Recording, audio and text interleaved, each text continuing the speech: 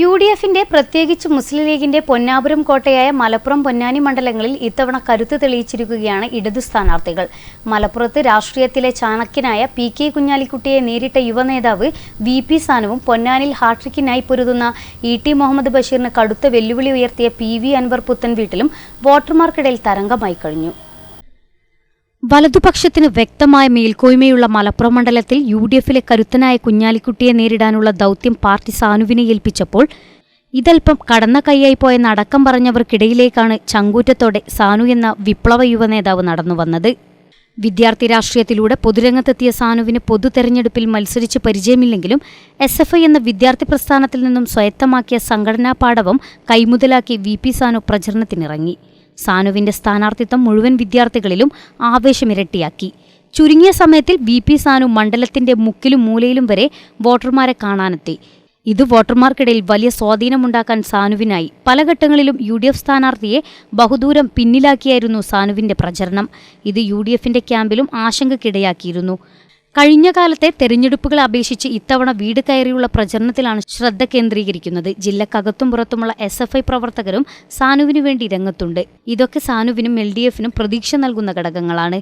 മലപ്പുറം LDFിന് ബാലികേറാമലയല്ലെന്ന് ഈ തെരഞ്ഞെടുപ്പ് തെളിയിക്കുമെന്നും ലീഗിന്റെ തൻപ്രമാണിത്ത രീതി അവസാനിപ്പിക്കുമെന്നും LDF സ്ഥാനാർത്ഥി വി.പി. സാനു പറഞ്ഞു. എതിർ സ്ഥാനാർത്ഥി എത്ര മികവുറ്റ ആളാണോ എന്നുള്ളതല്ല, അതിനപ്പുറത്തേക്ക് രാഷ്ട്രീയമാണ് കൃത്യമായിട്ട് ഇവിടെ ചർച്ച ചെയ്യുന്നത്.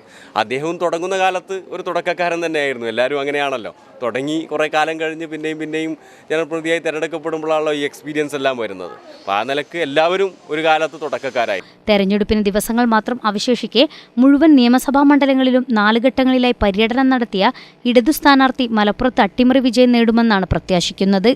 ദിവസങ്ങൾ നീണ്ട സ്ഥാനാർത്ഥി പ്രഖ്യാപന അനിശ്ചിതത്തിനൊടുവിൽ പൊന്നാനി പിടിക്കാൻ നിയോഗിച്ച പി.വി. അൻവർ വാക്കുകൾ കൊണ്ടും പ്രചരണത്തിലെ ജനപങ്കാളിത്തം കൊണ്ടും എതിർ ക്യാമ്പിനെ അസ്വസ്ഥമാക്കി കഴിഞ്ഞു.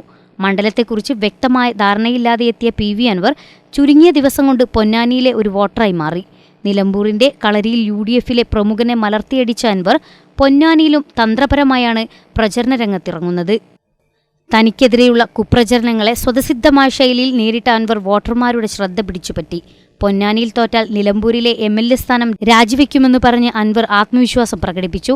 ഈ വാക്കുകൾ UDFിനെ തെല്ലൊന്നുമല്ല അലോസരപ്പെടുത്തുന്നത്. 2013 തെരഞ്ഞെടുപ്പിൽ V. അബ്ദുറഹ്മാന് ലഭിച്ച പിന്തുണ ഇത്തവണ അൻവറിന് ലഭിച്ചോ എന്ന് അടക്കം പറയുന്നവരും പാർട്ടിക്കുള്ളിലുണ്ട്. തന്നെ ജനങ്ങൾ അംഗീകരിച്ചുവെന്നും അത് തെരഞ്ഞെടുപ്പ് പ്രചരണത്തിൽ പ്രകടമാണെന്നും അൻവർ പറയുന്നു. വളരെ കൃത്യമായി കാര്യങ്ങൾ പഠിച്ച് മനസ്സിലാക്കിയാണ് ഇപ്പോൾ വോട്ട് ചെയ്യുന്നത്. അവരെ സംബന്ധിച്ച് 40 വർഷത്തെ പൊന്നാനി മണ്ഡലത്തിൻ്റെ പാർലമെൻറ്റേറിയൻ്റെ പ്രവർത്തനങ്ങളെക്കുറിച്ച് നോക്കിയാൽ ഒന്നും തന്നെ കാണാനില്ല. കഴിഞ്ഞ 10 വർഷം ഇവരിൽ പലരും നന്നായി ഓർക്കുന്നവരാണ്. അതുകൊണ്ട് തന്നെ ആ യുവജനങ്ങൾ നന്നായിട്ട് ഇന്ന് നാടിൻ്റെ വികസനത്തിന് നന്നായി നേതൃത്വം നൽകുന്ന ഇടതുപക്ഷ ജനാധിപത്യ മുന്നണിയിലെ ഒരു MLA ജനപ്രതിനിധി എന്ന നിലക്ക് നിലമ്പൂർ മണ്ഡലത്തിൽ ഞാൻ നടത്തിയ വികസനങ്ങൾ കൃത്യമായും അറിഞ്ഞുകൊണ്ടിരിക്കുന്നവരാണ്. മലപ്പുറവും പൊന്നാനിയും എന്നും CPM നേതൃത്വം കൊടുക്കുന്ന ഇടതുമുന്നണിക്ക് ബാലികേറാമലയാണ്. എന്നാൽ പൊന്നാനിയിൽ V. അബ്ദുറഹ്മാൻ നേടിയെടുത്ത വോട്ടുകളാണ് മുസ്ലിം ലീഗിനെ ആശങ്കയിലാഴ്ത്തിയത്.